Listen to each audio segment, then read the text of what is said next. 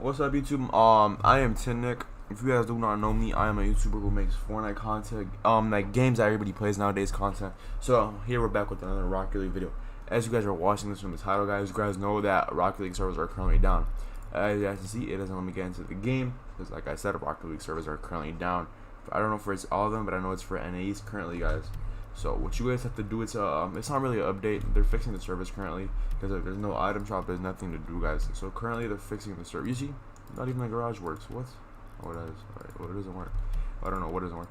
But as you guys know, they're currently fixing the servers. Like I said, the servers will be back up like at least 10 minutes, 5 minutes.